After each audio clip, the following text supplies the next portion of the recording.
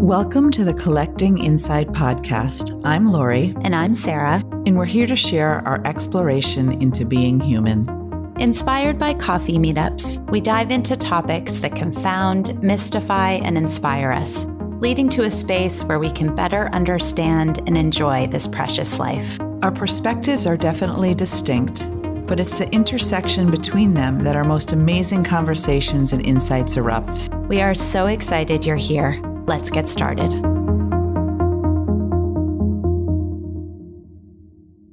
Hello, Lori. Hi, Sara. How are you doing? I'm doing great. Good. I'm doing good. Okay, I said I wasn't going to say this, and now I am. I did see John Batiste yesterday. I sound droopy. I was wondering if I should start a fan club, but his wife has this new book, The Book of Alchemy. And gosh, it was just beautiful. Their relationship is as beautiful as I think he is. So yeah, if you have the chance, check that out. I will.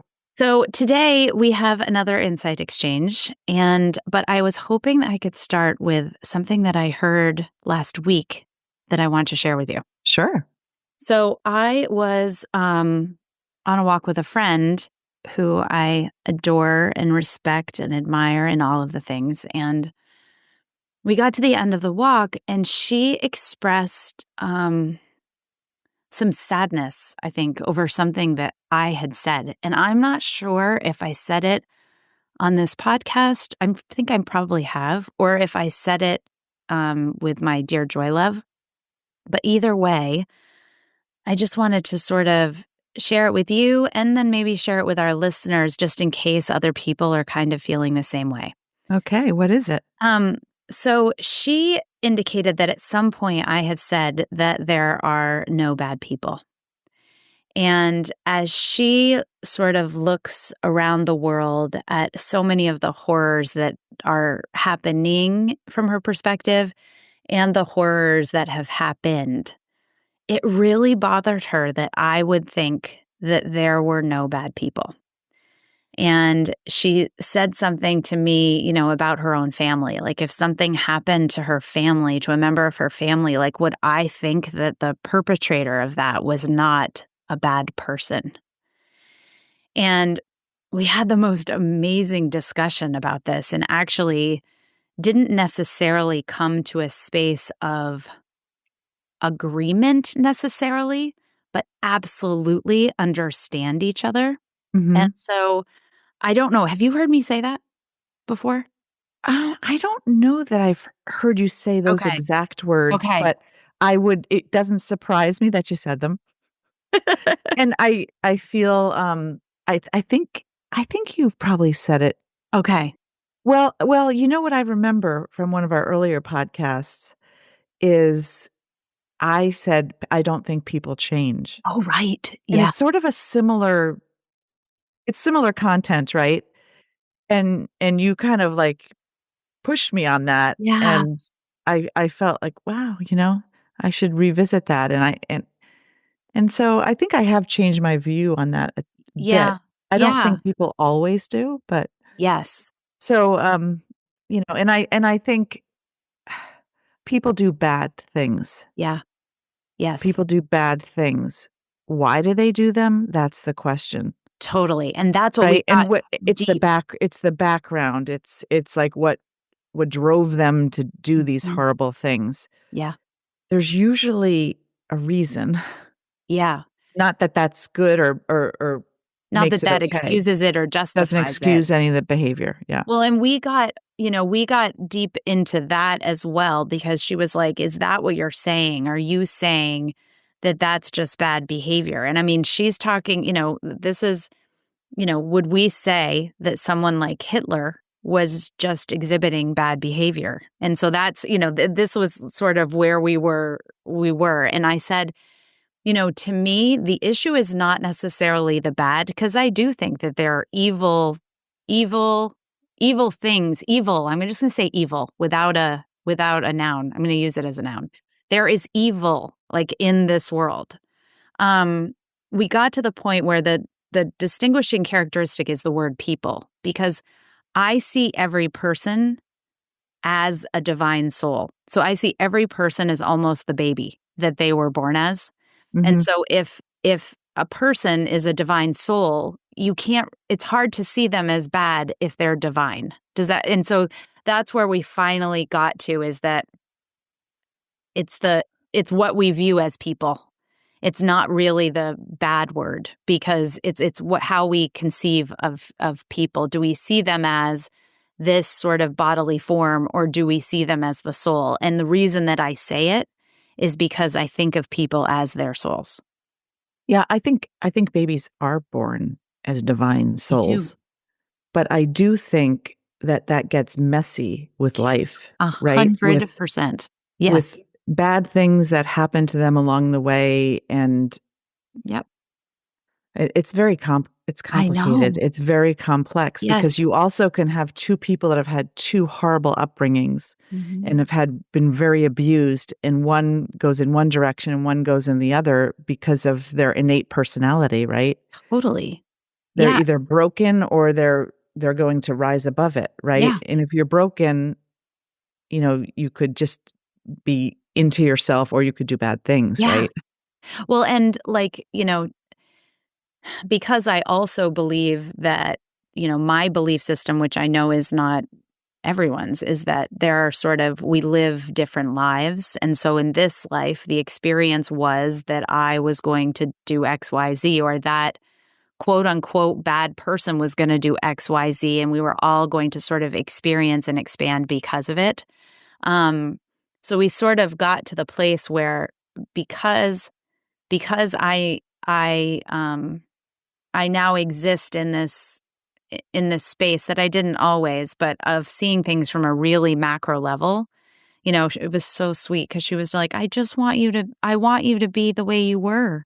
Like, I want you to be like outraged and I want you to be, and it was so beautiful. I actually think I'm so appreciative of friends who are willing to be first, like honest with me about it. And then second, still accept me even though we're in different spaces. But I just wanted to explain it because it could have been challenging for listeners who heard that as well, who were like, oh my gosh, is like Sara excusing or justifying the atrocities in the world? And no, I don't think so. So I just wanted to share. And how great of your friend, because I feel as if friends really can help us to evolve and grow on our journey, and we can go through different times in our life where we believe this, and then someone questions you on it, just like you questioned me on it. Like, Hmm. it was right on the air, and you were Yeah. like, "Lori, people can change," and I Yeah. felt like, in a way, I felt like so like chastised isn't the word, but I Exposed. felt kind of like bad. But it Mm-mm. it did it made me really put some thought into it and Mm. sort of change the way I think about Mm. Yeah. evolution in people, right? Yeah. So your friend is maybe doing this for you too. Totally. I mean, because And at the maybe very that's why you least felt a little bit of outrage, with what I we were know, talking about right? before, right? So Yeah. maybe she opened that up and you like, Mhm. because things aren't like, as people, we're not just this or this. Sometimes we're just trying to find balance, right? Yes, And I feel like absolutely. friends can just really help us, or friends, like people that we really trust, can help us find the balance in ourselves, Totally. because we're Yes. not always balanced. And we can all feel it. Like we have anxiety or like fear or anger, and Yeah. we're like, okay, like we got to Yes. figure out what that is. And Right. that's a great I know. I'm so glad that your friend said that to you. Oh, me too. I'm like, "Me too," because I would hate for her to sort of harbor it too, you know what I mean? Like, Yeah. and how lovely to come, like I said, we understand each other and Yeah. we love each other, and And it's it's okay that we right. view the world differently. Right. And it's easy to think that people are all good when things are status quo in Yeah. one's particular life, but when shit's going down in the world the way it is, and you have family members or you feel attached to that, it's really really unbearable sometimes, Ah, right? totally, and we even got into that. This is my we when we walk, it is like it becomes philosophical, but because I was like, I recognize that I have the privilege to be able to feel in this space. I really do because that's not existing in my everyday world right now. I am not in a space of horror, or you know what I Mhm. mean? And I said, and maybe that privilege comes with the responsibility to almost hold that space for a little bit, hold this space where I am viewing the world through this sort of macro lens. And then it will switch exactly like you said. And I'll be in a space where there's no way in this world that I'm going to think, oh, we're all sort of our divine souls right now, Yeah, and it's interesting. I'm not supposed to talk about my husband on this, but he'll often feel the burden of the world, around Mhm. him, like Yeah. the larger world around him, Mhm. and the atrocities that are happening, and he'll say, "How can you just relax?" I'm like, and part of it is, as a human being, I think we have to find the spaces where we can relax because we all are going to face atrocity and horrible things in our life. Unfortunately, it is true, whether it's, and that and an atrocity for one person can be very different for another, right? So Totally. I feel like it's almost like protecting a little bit of your peace when you can so that you have the ability to deal with things when they come into your life, right? Yeah. Yes, it is. I mean, because that's unsustainable, like any of us would, I mean, it would be so easy to break under those circumstances. You know what I mean? If they perpetuated always, and if Right. you weren't, yeah. Yep. No, that's Right. such I a mean, good point. and there's like different personalities, like, you think of, people that are, in foxholes, Mhm. Yeah. in wars, and some people can come out of those and function and find a way to find peace within. I wouldn't I wouldn't be one of those people. Like, I just don't know that I'm have that strong not character, but it's like, I've got these freaking birds that are living these woodpeckers that are living in our house, okay? And they have made this nest and they're the most beautiful birds I've ever seen. And people keep saying, "You have to get them out of there. They will ruin your whole house." Oh, wow. Like, if I have to have someone hurt those birds, like, I won't be able to sleep at night, I Or these understand. cane toads that I was telling you about, Okay, right? can you tell people I never knew about these toads. Can you tell them about the toads? Because this is wild to me. Yeah. So, I'm in Florida part of the year now, and, we have our dogs here, and they're, I guess, in the 1930s with the sugar cane crop down here in Florida. They had some invasive beetles that were really ruining the sugar crop. So they imported these toads. They're not frogs, they're toads. And they have a name, a scientific name, but now they're called cane toads because they imported them to save the cane. And the problem with them is that they don't have any natural predators.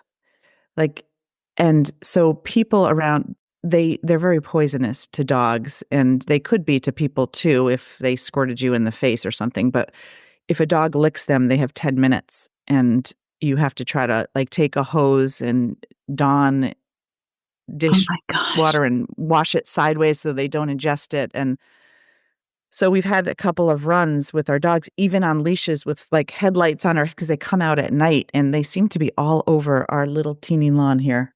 That is so scary. There, people hunt them, right? And people have left us weapons to hunt them with.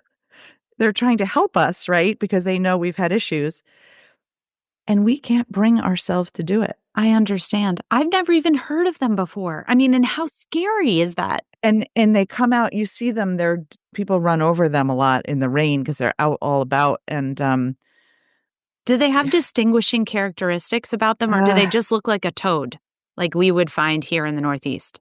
if I saw them on my driveway in the Northeast, I'd be like, "Oh, there's a toad." Like, Okay.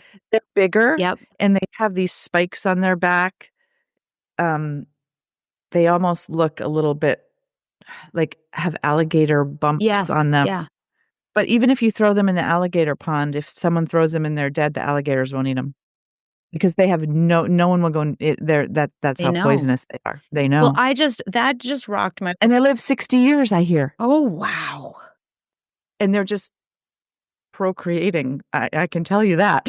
It's amazing. I mean, it's amazing that so close within the US is this is something, this amphibian that I've never heard of in my life that can cause so much harm.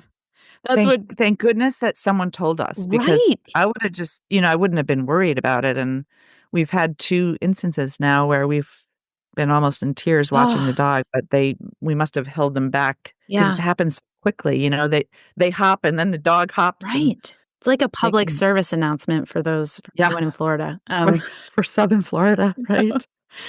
Well, I'm glad that your doggies are okay because that's scary. Me too. All right, we've got 2 questions that we're gonna tackle together. Do you want me to read them? Sure. Okay. And thanks as always to our listeners for sending these in. And we thought these 2 were similar enough that we could kind of address together. So, And, this question seems to keep popping up from agreed. other listeners, and I just wanna start by saying that I feel apprehensive about answering it, Yeah. and I'll tell you why after you read it, but Okay. No, that's awesome. Thank you for that, Lori. Okay. So the first one is, why are people trying to find the easy way out with weight loss?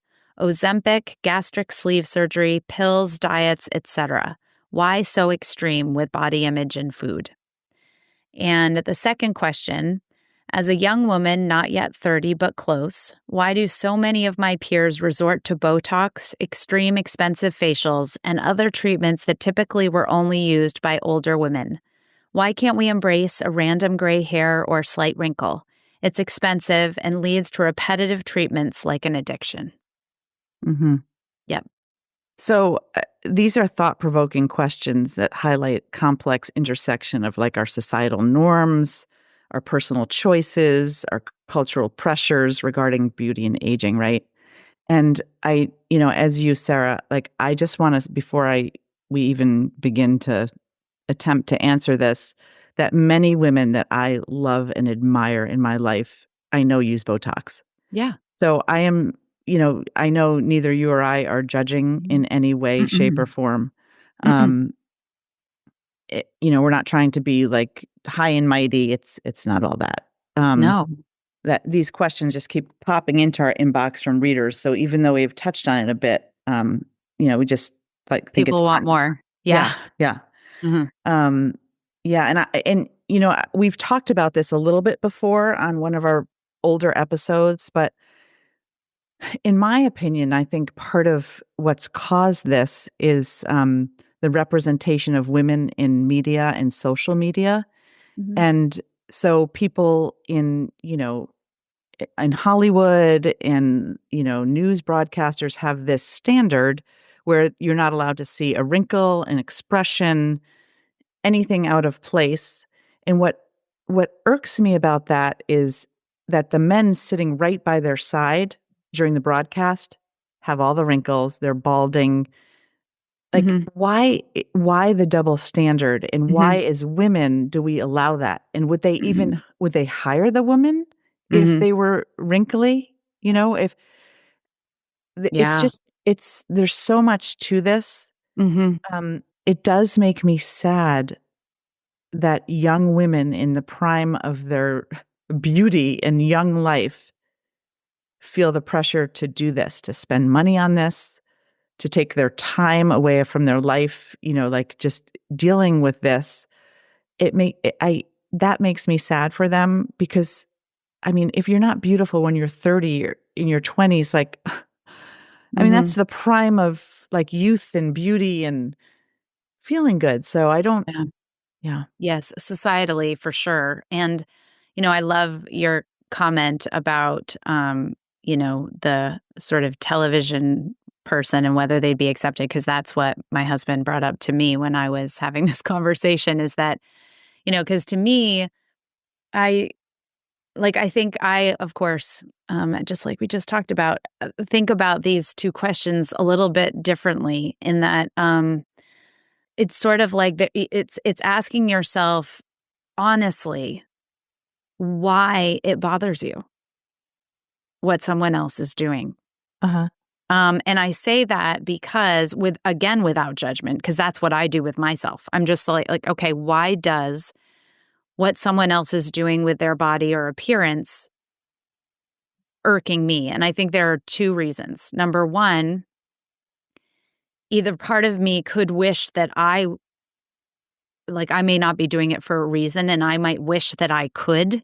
I might be uncomfortable myself with my wrinkles on my forehead. And so the fact that that other person is doing Botox and I'm not makes me frustrated because I might perceive that they are making me look bad because I've got this. Mhm. The second is exactly what you said, which is sort of looking at it from a societal perspective. If we're bothered by it because of the societal expectation, that therein even is a reason for us to think, you know, I don't want to I want to do what works for me, whatever that is, because I'm not sure um if someone's doing Botox at 30, we're Botox at 30 feels, kind of against the grain right now, but wearing sort of makeup at 22 is okay. It's like Right. there are all these different things that are societally either accepted or not accepted. Right. And it all kind of to me is this is a similar underlying bucket where it becomes problematic. And that's what Kelly brought up, is exactly what you said. When jobs or opportunities are given based on societal expectations of beauty, that becomes problematic. Mhm. But just that person's doing that and it's bothering me, it's sort of like getting to the core of why. Mhm. I don't know what you think about that, because I'm like, we're doing so many different things to ourselves. You and I talked about gray hair in the aging podcast. Like, we both color our hair, but like there are so many things that all of us are doing. There's so many variations of it. So that's why there's no judgment, because you 100%. can't tell like it's no one's business what someone else does. But when you think about one of the things I was thinking about the Botox and all of Mhm. the things that we do as women is like the time it takes away from our lives. If you think about a man getting ready, we've talked about this before, like they could get ready in 5 seconds, just throw something on. Women don't tend to do that, right? Like we tend to like have to dry our hair and whatever else we're going to do to get ready, put on jewelry, put on a nice outfit, makeup or whatever it is. And like I think sometimes like how much time of our lives do we spend and now as have gotten older, it feels to me like a waste of time, which maybe I didn't really think about it too much in the past. So now I like it gets like I'm like why are you doing this? And then the other thing I wonder about the Botox is, and I hope this isn't true, but I hope it's not gonna like be another class differentiator Yeah. because it's expensive, right? Mhm. So and you need the time and the money to do it. And so is it just going to be another way of Polarizing. polarizing people, which I don't like. But I do have to say when I watch the news, I do react to it. So I don't know, I've been trying to get to the bottom of that a little bit. Yeah. Part of it is just like, why do we why do why do we accept that? Yeah. That between the men and the women on the same Mhm. broadcast. I guess is it making us feel powerful to do these things, to have the Botox? Like maybe it makes, I've heard it makes people feel, empowered and good about themselves, and that's great. Or you can look at it the other way. Is it taking our power away because we have to Yeah. do that in order to be on equal playing level with the men? No, totally. And is there another way to feel powerful that isn't outside of you, but rather inside? That's not sort of doing something externally to try to feel powerful. I think your comment about sort of where we are now, like we are, um, we're over 50 years old, and so we've lived, you know, we're at a certain point in our lives, and I think that does happen where you sort of acquire a certain level of wisdom. So both of us right now are like, we're making a different choice, and those things, some things like watching that on television is frustrating. When you're younger, I'm just putting myself back into my 20-year-old self. I was, again, so much was externalized. Like I was trying so hard to, find my partner or, and so you try to like look your best and be your best. And now just those societal expectations of what is best is different. And I don't know what it takes. I mean, I think women are judging each other a bit. I think we judge each other, and I don't know what would it, but you and I don't at this point. We are happy coloring our hair, and we want to be okay to do that, and we Right. And still it's just, think we're what's the difference? There's yeah, really no difference. totally, like we still feel like we have our own power and that we're connected with ourselves, and it's just expression. So Right. what if we just allowed people to do what they wanted? What if even though I don't like this, what if to get that job, you need to get Botox and you make the choice whether you're going to get Botox or not? You know what I mean? Like, what if everyone's just making their own choices? Well, I that's don't like true. that. It's just the men thing that bugs me. To I be, even when know. you're saying that, I mean, I understand what you're saying, I know. and you're right. Right. It's your choice, not, and I don't even like to look at it. Like I just like, how do the men get away with not doing it? That's the whole point.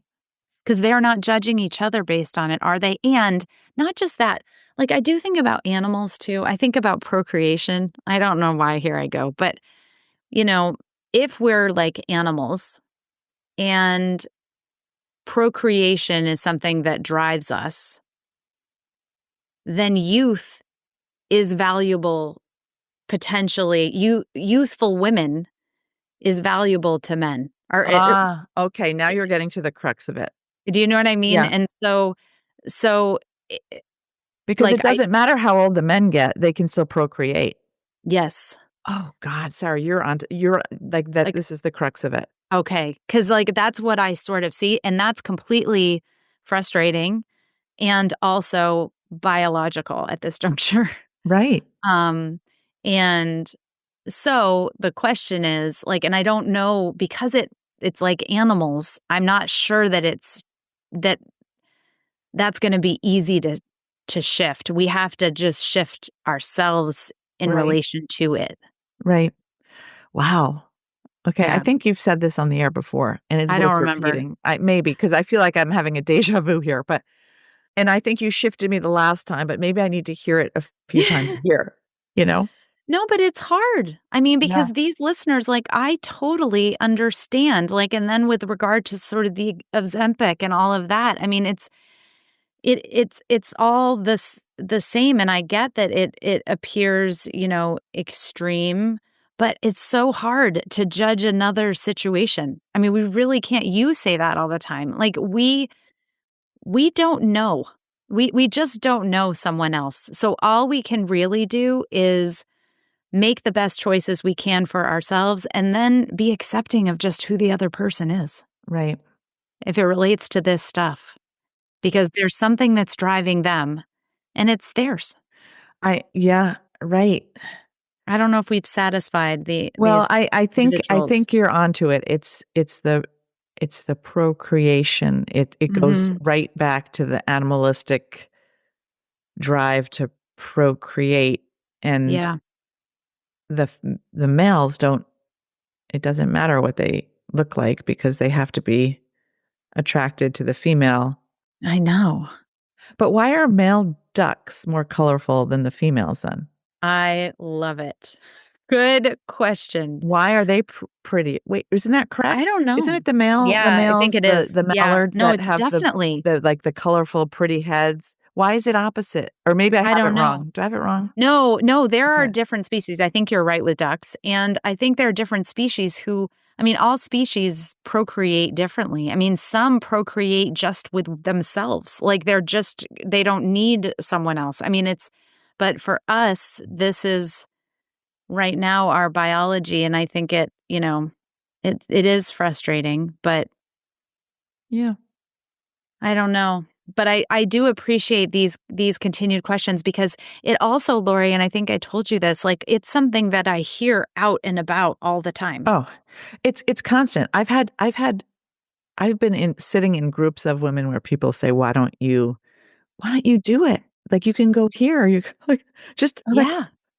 like I yeah. have not had that, but Yeah. I look forward to that happening. It was interesting. Yeah. I didn't really say anything. Well, right, because what do you say?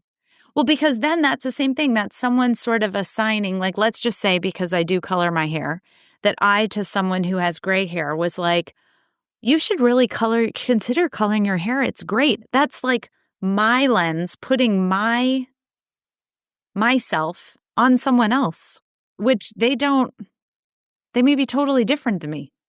And I think I've said this probably before in the air too, but you know, once in a while I see a woman with like just white, gray, long, beautiful hair, and it's really stunning. And I've gone up to women and say, "My God, your hair is Yeah. beautiful." Like, you know, Right. um, Yes. And because it is great for them and it doesn't actually mean that it would be great for you. It might not be. Know mhm. what I mean? Who Yeah, knows? right. But I do appreciate all of this. Cuz usually to me like especially like why are people trying to find the easy way out with weight loss? That to me is again, it's like okay, because if I worked really hard to try to sort of lose weight for whatever reason, if I tried really hard and then saw this all happening around me, you know, I can feel that frustration. You know what I mean? Right, it's the same thing, but it's like someone else's journey. It doesn't have anything to do. Exactly. I met this woman, Sarah, that she told me that I was actually playing pickleball with her, and I, I don't know, we got in this conversation, and she said she had lost 80 pounds on Ozempic. 80 pounds. Wow. And so she like now can move and run around. And she also told me that a friend of hers was like this addictive shopper and her doctor put her on it. Yeah. So, I mean, there's so much that I don't know, Well, right. obviously. Um, Yes. And that's yeah, why, it's these questions are an opportunity for you to say, okay, why am I being triggered here? right. And then to be like, you know what? You just don't know. Because just like you said, for them, because I know people have talked about Ozempic risks, and I really haven't dived too deep into this, but, those may be greater than the risks of being 80 pounds heavier or of that sort of addictive habit, whatever it is. So, yeah, we're all doing the best we can, Lori. That's Yeah. I am telling you, it's like, it gives me agita talking about this because it's true. It's like, I'm saying there's no judgment, but I am judging them. You know, I did judge the men, right? Like but I'm hopping back again now because that's you got to the crux of the issue. I'm repeating myself because it's something that if we all remember and keep in the back of our heads, it does help with understanding why we do what we do sometimes. And there usually is some origin to things, you know what I mean? That may be more benign than they've become, but nevertheless are still an origin that when it's biology, you sort of can't fight it. But Right. yeah, And everything's always like evolving culturally, societally. yeah. I just I hope soon we don't have chips under our skin. You know what I mean? Like but it's like that's maybe it's every generation we say, "Oh my gosh, like these young kids, like you know what I mean? It's like we're just turning into that, Sarah, Oh, right? I totally This believe that. I right? really do. Because to me, because I see it all as evolution and it doesn't mean that all evolution is great. But we're not meant to keep up with it because we're not living to 150. That's I'm right. determined to live to 120, but 150 is a little Yeah. far. Oh, I'm hoping for definitely 110 as long as I can still move. I love it. I love it. All Okay, right. I have one other small thing that I just wanted to mention because I'm not going to mention it otherwise. I'm reading this book called Siren's Call by Chris Hayes, which is about attention, like the attention economy, like and just attention, not even the economy. It is part of it, but attention. And I realize that we on our podcast often say to pay attention. And the book made me realize that we should not be saying necessarily pay attention, but stay open. Oh, you know what? That's just semantics. No, We're I not like getting it into though. that. I liked No, it. I don't like it. I don't want to change the word. Well, I I like said attention. because we are paying attention to so many things. Like we are so like micro attentive because everything's trying to get our attention. And so it was just I loved the book because it was like everything is vying for your attention. And so I was like, "Oh, wow." And I know I've said pay atten like, make sure we pay attention, but I'm like, that's just one thing. Right, right. But so I guess staying open, if we're going to talk I about love semantics. I'm a writer. it's semantics, because I think when you're saying pay attention, that's what we really mean is like be open, be aware of the Yes, universe around you, right? 100%. It's a nicer, the words get to the crux of that issue better. Yes. Yes. Yeah. Well, and I love that I love your pushback, just FYI. See, I love that about us. Because when I read it, I was like, "Huh." And I love when things, like, challenge me even that simplistically, like, challenge the small I'm like, "Huh, everything kind of is vying for our attention, just like this." Right, Just like this commercial or Botox here or that right, like, everything's vying for our attention, right. and maybe we just sort of stay open to watching it all and being curious about it all. Yeah. Yeah, I think it actually feeds into the even our insight exchange questions. So, yeah. So the one thing about the semantics that just irks me when people say like, "Okay, you're not supposed to say that, Lori."